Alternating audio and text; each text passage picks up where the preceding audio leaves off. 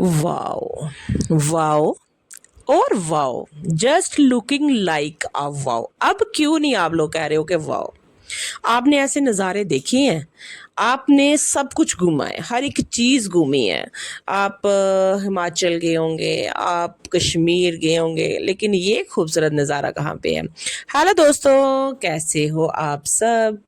आज हमारा कश्मीर में दूसरा दिन है और आज हमारी ट्रिप जो है वो हो चुकी है स्टार्ट। आज हमने प्लान किया कि सबसे पहले हम जाएंगे बाबा ऋषि की ज़ियारत पे।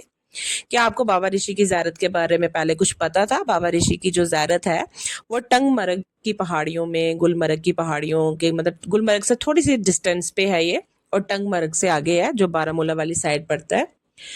और ये इतना खूबसूरत नज़ारा है, और यहाँ पे अखरोटों के बाग हैं, रास्ते में आप देखते जाओगे और उनके मज़े लेते जाओगे।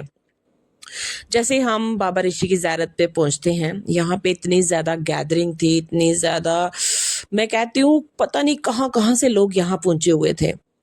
लेकिन चलो जैसे-जैसे हम यहाँ पे पहुँचे, हम ज़ियारत के अंदर गए, ज़्यादा मैंने वहाँ पे क्लिप्स जितनी ले पाती थी मैंने ली, क्योंकि आपको पता है दरगाह का मसला था और कुछ चीज़ें जो होती हैं वो रिस्ट्रिक्टेड भी होती हैं।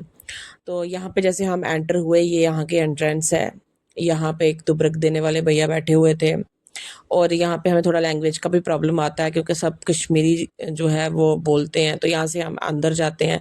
बस यहाँ से आगे औरतें ही औरतें थी। ये यहाँ का इस दरगाह का पूरा व्यू है।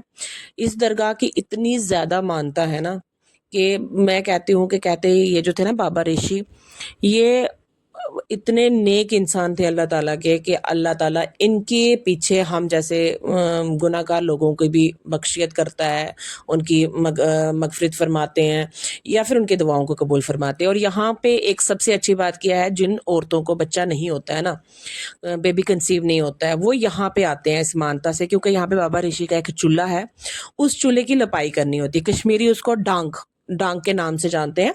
उसकी लपाई की जाती है। जो औरत कंसीव नहीं कर पाती हो वो तो अल्लाह के फजल से, या आप ऐसा कहो कि अल्लाह पे यकीन रखने से, उसको उसकी गोद जो है वो भर जाती है, और बाहर निकलते ही यहाँ पे फिर वो ये तुबरक वगैरह जो है वो देते हैं, मतलब जिसको आप प्रसाद बोलते हो। फिर हम यहाँ से निकल जाते हैं। फिर इस यहाँ से निकलने के बाद जो हमने खूबसूरत नज़ारा देखा, वो नज़ारा जो था वो बहुत अच्छा था, वो था द्रंग का। यहाँ ही गुलमर्ग के थोड़े से पीछे ही एक नज़ारा था, यहाँ पे एक वाटरफॉल था, जो मैंने आपको स्टार्टिंग में व्यू दिखाया था ना, वो इसका जो पानी है वो पूरा एक ग्लेशियर की तरह जमा हुआ है। ये सर्दियों में इस खूबसूरती इसकी इस तरीके की होती है कि यहाँ का जो पानी है ये ऐसे बहता है, जैसे झरना जो ऐसे बहता है, जैसे बर्फ़ की लेयर्स जो है वो बह रही होती है। हमने यहाँ पे बहुत मज़ा किया। आजकल यहाँ पे नीचे जाने नहीं देते हैं, जहाँ पे मेन वाटरफॉल है वहाँ पे नहीं जाने देते हैं, क्योंकि पिछले साल ही यहाँ पे कोई एक डेथ हुई थी लड़की की, वो अपना बर्थडे सेलिब्रेट करने आई थी, जिस वजह से हम थोड़ा-थोड़ा पीछे-पीछे से हमने पानी का और इस जगह का मज़ा लिया, खाना वगैरह खाया, फिर हमने यहाँ पे शाम तक वक़्त गुज़ारा। हमारे बच्चों ने भी बहुत मज़ा किया, क्योंकि हम बेचारे तो गर्मी से मारे हुए थे और यहाँ पहुँचे थे, तो उसके बाद हमने यहाँ पे काफ़ी एन्जॉय जो है वो किया। यहाँ पे कुछ हमने क्लिप्स ली, वीडियोस बनाई। फिर ये मेरी ताई जान है जिनके घर में हम रुके हुए हैं, ये पूरी फैमिली है हमारी।